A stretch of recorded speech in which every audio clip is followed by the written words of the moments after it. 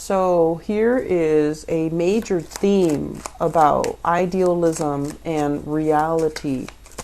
Idealism and reality. And let me just show you in a little bit what I mean. So let me see. Okay, so let me just talk about this first. You know, a lot of the times when someone makes you mad, right? Someone makes you really, really upset, you blow over. Like you just blow up at them. And you blow up very often, and then you kind of forget about it. So you don't hold grudges. You don't have that type of, I want to say like memory of past transgressions. You don't have a list of all the times that they have, you know, upset you, all the times they have lied, all the times that they have cheated, all the times that they have slighted you or hurt you or undermined you. Because you don't keep all of those things in, you know, so when you're upset, you blow up and then you get over it. And because you get over it, I feel like the other person kind of takes advantage of the fact that you don't commit these things to memory, and then they repeat the same mistakes. And what that does eventually is that without the memory, without the lessons, without, you know, the knowledge of, okay, this has happened before, and it's happening again, without I want to say slowing down and examining what exactly happened before and why is it happening again. We have to understand cycles in order not to repeat cycles. We have to really understand cycles so then we can break these cycles. And I feel like that's what's happening here. Both of these cards are major karmic cards. Major. So we have here the Five of Pentacles, and I usually look at this in private reading as like a karmic relationship. It can be reversed or, you know, in the upright position, but it usually indicates a really difficult relationship where the two people have gone through some very traumatic experiences together as a couple. And in the reverse, it's like they didn't grow from it. They're both so stubborn that they didn't grow from it. In the upright position, they're growing from it, and the karma is no longer there because they have grown. They have kind of learned the lesson that they were supposed to learn in the process of coming together and working through their relationship issues. But in the reverse position, it indicates to me retrenchment, not learning, refusing to learn, refusing to accommodate, and refusing to put yourself in your partner's shoes and seeing what they're seeing, okay? So I feel like, you know, you guys can be very stubborn, in which you kind of gloss over relationship problems, and you might not be able to see patterns. You might not be able to see, and air signs are really good at this. Aquarius and Geminis, they see patterns all the time. And they like to be able to look at a situation, and they find thrill and excitement in being able to decipher patterns. But in terms of like the way that you deal with things, it's more like, let's start this, let's start that, let's start all of these things, but not being able to really dig deep and figuring out what are some of these patterns. It's like a lot of the times with couples, they fight over the same thing.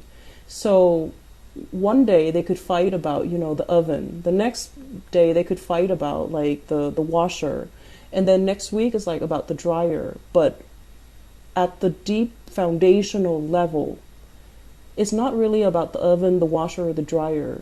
It's about something else. It's about somebody not doing the work to maintain these appliances. It's about somebody, you know, being lazy, or it's always like a cover for something else.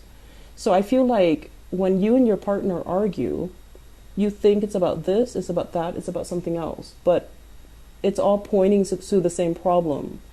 And you're not really addressing these problems. You're kind of glossing them over, okay? So where I'm going with this Five of Pentacles, this is like not learning, not progressing. With the Six of Pentacles as well, this is a card greatly about generosity, okay? But I also feel in the reverse position, it's almost like wanting to, you know, play savior to another person. Feeling a little bit like pity for the other person and wanting to make yourself like martyr to help the other person, to prop the other person up, to kind of like mend their broken wings, and then hoping that they'll thank us, hoping that they'll appreciate everything, all the sacrifices we've made for that person, and then they'll stay with us and love us forever and ever and ever. So I feel like there is this deep kind of twisted sense of dependency. And I feel like using dependency, using somebody's need as a crutch to allow them to stay, or to, allow them to fall in love with you. So this can operate, in both direction. Somebody has been doing this to you, kind of like feeding into your sense of pity, or you are doing this to somebody else, hoping that, okay, they'll see all the sacrifices I made, financial and sacrifices, resources, whatever it is, and they'll appreciate the gesture. But a lot of the times when we give, right? When we give and when we care and when we want to dole out resources, we need to be able to come to the point where we give it freely without strings attached, in a very innocent way. So this is about true generosity. This is about giving because we care about the other person. We want the other person to be okay. We don't expect anything in return. And this is more about, giving with strings attached, giving with a hidden agenda. So I feel like you were dealing with somebody like this, or you yourself were exercising these unhealthy behaviors in your relationship. And because of that, the relationship did not work. And I feel like some of you, there is a sense here about dealing with somebody who's really, really intelligent, okay? Like dealing with somebody who's very intelligent, and they are very intelligent. They had a lot of potential, but they might not have had the means to make their dreams a reality. So for example, they're supposed to go to school, and because they're really smart, and that if they go to school, if they get their degree, they're going to be like, making really good money. And so you nurture them through the education process. You nurture their dreams. You took care of them. You nurture their aspirations. You gave them the emotional support. And then once they made it, once they got on top, once they achieved success, they didn't want to stay in the relationship because they felt like they have outgrown the relationship. And it's a natural progression of things. People do outgrow each other. But I feel like some of you are holding on to a resentment. I did all of these things. I made all of these sacrifices. Why is the other person still not there? And I'm feeling as if it's like you're finally holding a grudge, And in the past, you've always just blown up and then you were okay. But then this is the first time where you're at a point where you're holding a grudge against somebody. And it's really hard for you to let go because the feelings are really confusing, right? It's like a mixture of annoyance and passion, okay? It's a mixture here of loving somebody very unconditionally, loving without strings attached, and wanting the best for the other person. But I feel like the other person might not have the same sense of generosity as you do. So I'm feeling here that the major theme and the major lesson for you guys for this year, because 2018 is a universal number 2 year, it's a very other related year. So it's other oriented. You can't get ahead without, assistance from other people. And it's not easy for you to deal with this because you're so independent. You don't need other people, and you've never had to rely on other people. You structure and design your life in a way where you can come and go as you please without having to cater to another person, unless you love them, and then you don't mind, right? So I feel like because the year is coming in, it's going to force you to confront some of these deep-rooted patterns that you have when it comes to relationships, okay? Where you might have, I want to say, like, this is your energy here, with the Page of Wands in the reverse. Okay, this is like excitedly looking at a situation, almost like giving somebody, you know, care. Like this is like putting somebody on a pedestal. You know, really starry-eyed and smitten by another person, and putting them on a pedestal, thinking that they're God, thinking that they can do no wrong, thinking that they're the best thing in the world.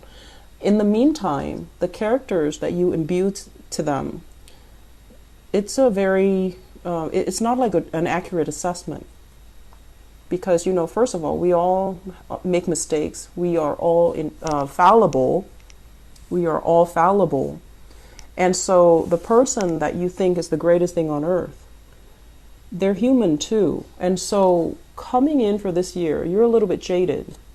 So you're like this. You're just like, I'm going to take care of myself because I can't really rely on other people to take care of me. No one is really, you know, so high up on the totem pole that I can put them on a pedestal again. Somebody that you really looked up to has really, you know, fallen off their pedestal, and now you don't really know what to believe anymore. That's what it feels like to me. And so now you're at a point where I'm going to be really, really self-sufficient. I'm going to learn to take care of myself and not have to rely on another person at all. And emotionally, you still yearn for that connection, that relationship that makes you feel safe and secure and make you feel that, you know, infatuation or puppy love again. But you're a lot less starry-eyed. You're a lot less naive. And you're at a point here where I need to take care of myself first before I even take care of the other person. So I feel like you're holding back your energy. You're pulling it back. And you do just enough to help them, but you're going to take a little bit more of a receptive role and wait for them to come to you if they need assistance, if they need help, if they want to be with you even. And so we have options that are on the table for you in terms of relationship. We also have a blast from the past, and it's surrounded by a cluster of cards that are really negative, okay? So don't go back to your past. You need to allow your world to open up. You need to allow it to open up so that you can start dating again. And January might not be the right time. So I feel like you're dolled up, ready to go. You know, looking really attractive, really, really pretty, waiting for Mr. or Mrs. Right to come into the picture for you. And the timing is going to happen for you. But it just feels to me like January, there are some karmic issues that we need to think about. We don't need to engage in it or engage with that person, but we need to forgive ourselves more than anything. And then we need to relinquish that person, that situation. And I feel like doing that is going to free you up energetically for new things to come into the picture. Okay? One last thing, Aries. I'm seeing a lot of people on social media. Okay, a lot of people on social media. It's almost like, what was that expression? They say like you're the curator of your own life, right? On social media. And what that does is that you can post whatever you want. You can post pictures of yourself in the most flattering light because you're creating that narrative. And so I feel a lot of pictures taken, and I feel like you're creating this photo album of you having the time of your life. But I feel like deep down there is a deep longing. It's like a deep feeling, wanting to belong, wanting to find the one already, so that you're not constantly, you know, getting dressed up, going to these places where there's loud music, where there's alcohol, where there's it's like you're physically tired, but you have to keep up with it because you feel like that's the only way for me to meet my, you know, significant other or to meet Mr. or Mrs. Right. There are other ways to do it, okay? And with this energy, this is somebody who's very loving, very caring, and they want to take care of other people. They want to feed, nurture, and soothe other people. If there's a way for you to give back, like in terms of community service, I feel like that might be a better way for you to meet people, because I feel like some of you are physically very tired of having to go through the charade, you know, going to the bar, going to the club, meeting people in a very conventional manner, having to drive home after a few drinks and feeling scared and nervous about getting pulled over. And it's like, it's a charade. It's something that you feel is the only way where you can meet new people, and that's not reality. Okay, so aim for thinking a little bit more outside the box and figuring out where your interests actually lie, what you're really good at. So if you love to cook, volunteer at a homeless shelter or volunteer at a soup kitchen where you can serve food, where you can be in your element. If you like to host parties, then host like a singles party so that people can bring single friends by, and then the odds of you hooking up with somebody is a lot higher. Okay? If you like to take care of people in any capacity, volunteer your time, be an event coordinator so that you're in charge of the logistics and you get to know everybody's name, and then people come to you when they have problems. So I feel like there are other ways, and the traditional conventional way is making you physically tired. Like your body is not, you're not feeling it anymore. Okay, so really be honest with yourself about what's not working and leave that life behind is what I'm feeling. Okay, Aries, I am done lecturing, so I hope the reading has been helpful. Singles, I feel like it's a good month to date, but I feel like you need to find different ways to meet people. Okay, try online dating. It doesn't have to be so complicated. Okay, and then for others, I feel like you have recently gotten out of a relationship and you're not ready just yet emotionally. And then for others of you, there's a lot of travel and movement, and it might interfere with your dating life, even though you know that a lot of people are like, you're getting a lot of attention, but it seems like events around you are accelerated, so you don't really have time to do anything else. Okay, so prioritize your love life for this year, because I feel like some of you, you're best with a relationship partner, but don't make a relationship partner like a project for you to work on, to nurse their broken wings, and to make sure that you feed them and let them grow, and then when they grow up they don't appreciate the contribution. Okay, so don't let that repeat again. Okay.